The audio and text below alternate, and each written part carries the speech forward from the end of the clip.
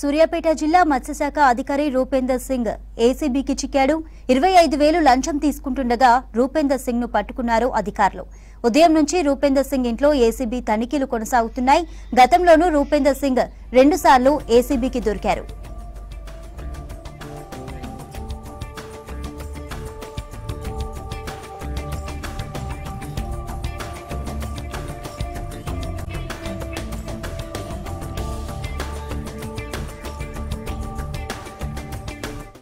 ఒక కంప్లైంట్ మా దగ్గర నల్గొండ డీసీ ఏసీబీ ఆఫీస్కి వచ్చి కంప్లైంట్ చేశాడు petitioner. Suryapet district fisheries officer fishing authorization document గురించి వాళ్ళ మత్స్యకార సొసైటీకి ఇవ్వడానికి డబ్బులు డిమాండ్ చేస్తున్నాడు.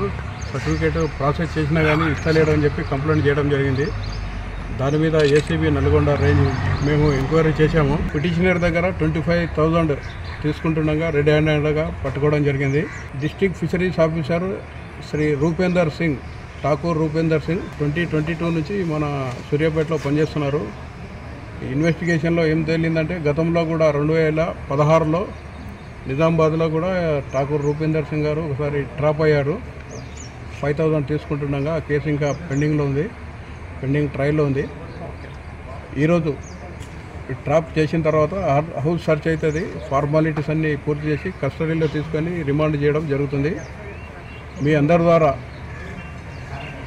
ఈ పబ్లిక్ తెలియజేసేది ఏంటంటే ఎవరైనా గవర్నమెంట్ అఫీషియల్ తాను చేయాల్సిన డ్యూటీ సక్రమంగా చేయకుండా పబ్లిక్ను డబ్బులు కానీ లంచం కానీ డిమాండ్ చేయడము, హరాజ్ చేయడం అటువంటివి ఉంటే ఏసీబీ టోల్ ఫ్రీ నంబర్ ఉంది 1064, దానికి ఫోన్ చేయండి.